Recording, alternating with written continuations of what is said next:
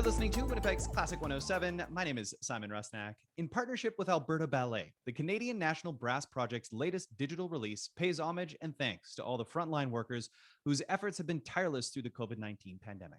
The ensemble, made up of orchestral musicians from across the country, features two Winnipeggers, WSO's principal trombone, Stephen Dyer, and Patricia Evans, principal horn. I'm so happy to say that Patricia has joined me to tell us more about the project Ecclesia. Hello. Hi. Well, I'm so glad to have you here. And of course, listeners will be familiar with your playing as a longtime member of the WSO. 2002, was it? 2002. So I'm going into my 19th season in Winnipeg. I was going to say, it's a big one coming up. The second decade coming to a close, and I'm sure it's been a wild ride. But you're here to tell us about another one of the ensembles you play with. How long have you been a member of the Canadian National Brass Project? I've been with the Canadian National Brass Project, or the CNBP, as we call it, since its inception in 2015. It was kind of the brainchild of Sasha Johnson, who's a tuba player in the GTA, and Jamie Somerville, who most people probably know as a horn player, but he's also a conductor. At the time, he was the conductor of the Hamilton Philharmonic Orchestra. And they were kind of sitting around and had this idea that, they should put this awesome brass ensemble together, and figured out a way to make it happen. And we've done 2 recordings since then, 2 full CDs, and a couple of tours of Southern Ontario and Quebec. Those 2 CDs are, of course, on regular rotation here at Classic 107. And I do want to ask you about it because, you mentioned this idea to put together a group of brass players from across the country, plus a couple orchestras in the States. What's it like performing in a brass super group? That just sounds like a dream. It's so awesome. I mean, the first summer, I have to say, and I knew most of the people in the ensemble going into it, because Canada is a pretty small world musically. A lot of us went to school together, went to festivals together. Even the members that are from American orchestras are actually Canadians. So I know them through Canadian channels. And the first summer, I remember I was on vacation with my family in Maine. The week before, I went to do this thing, and I was just like, I don't think I can do this. I'm just so nervous. I just what if I get there and I'm the weakest link, and I'm just, I'm practicing all this stuff while I'm on vacation. And I was just so freaked out about it, because it's intimidating to be in an ensemble with these incredible musicians.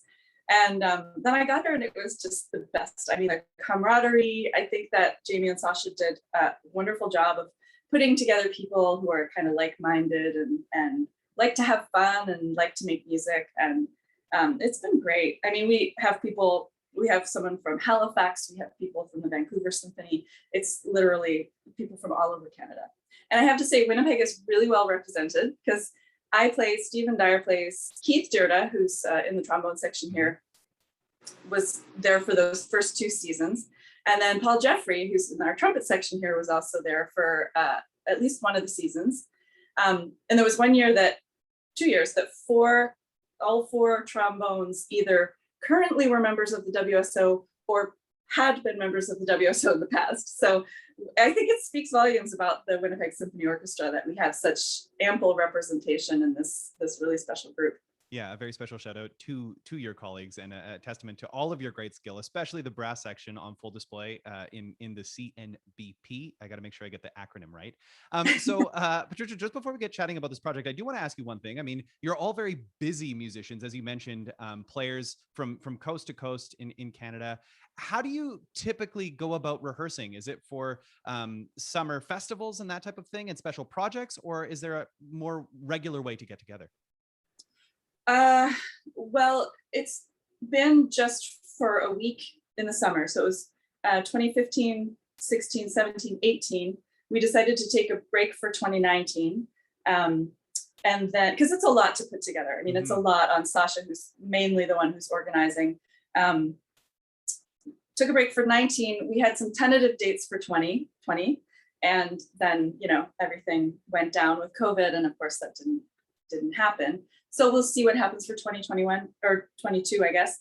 But we usually have a week, and we'll spend a few of those days rehearsing and getting ready, or recording. And then we sort of travel as a group, kind of in caravan, sort of to different locations. We've played at the Ottawa Chamber Music Festival, at the Festival of the Sound in Perry Sound, a couple of venues in Toronto. We actually had a partnership with the National Youth Orchestra of Canada one summer where we were staying at the University of Waterloo with them and doing master classes and attending their rehearsals, and they were attending our performances. We've played at La Naudière Festival in Quebec. So it's a week-long process. We get our music well in advance, and so we're ready to go as soon as we get there, and then we'll have a couple of days to rehearse, record, and then we kind of go out on the road. Well, as you mentioned, everything obviously has been on hold for the past 16 months or so. That is until this digital release. Can you tell us a little bit more about Ecclesia? Yeah, so Sasha contacted us probably in January. I'd have to look back at my emails, and said, we've got this project. The Alberta Ballet has approached us about doing a project together.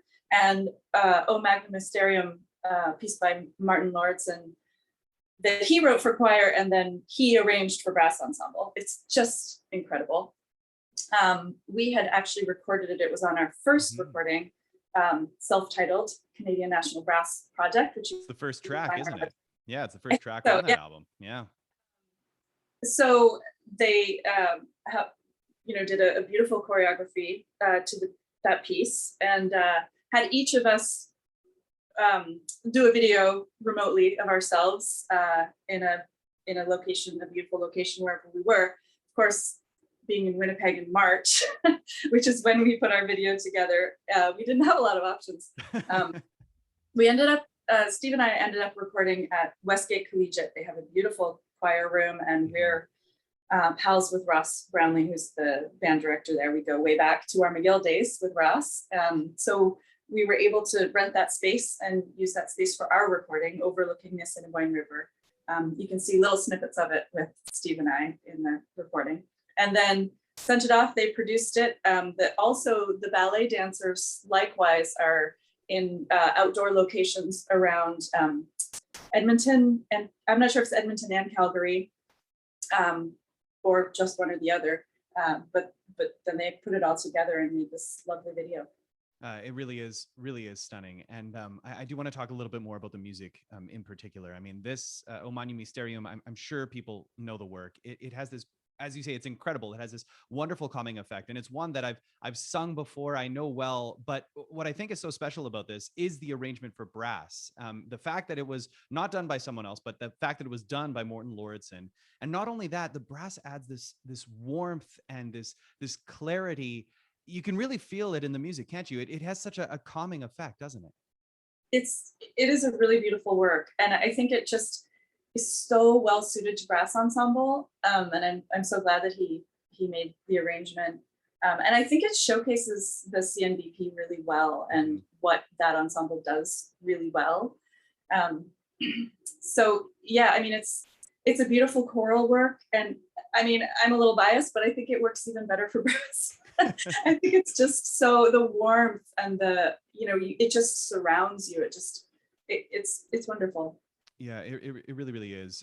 So I have to ask, the production came out, like you say, you recorded it back in March. The choreography was done, beautiful dancing for performers from Alberta Ballet, some lovely choreography from Jean Grandmaître. It came out on July 1st. What was your reaction to seeing Ecclesia? They had sent me the link earlier so that I could look at it. They sent it to each of us just to look at and say, what do you think? And I found it so moving.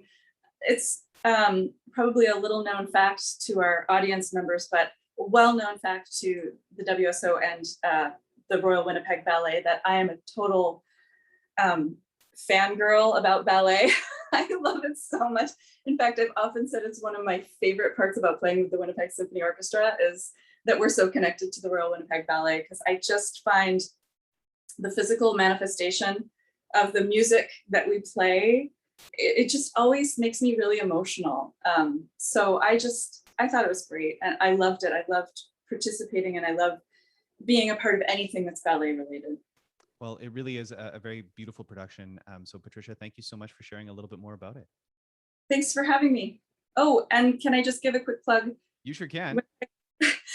This Ecclesia you can find on the social media pages of the musicians of the Winnipeg Symphony Orchestra. So please do go on Instagram and Facebook and give us a follow. It's Musicians of the WSO on both Facebook and Instagram. So if you want to check out. And we'll be sure to get some links up on the Classic 107 website too, to redirect everybody that way. And let's hear O Magnum Mysterium, just because, as you say, it is such an incredible piece. Thank you.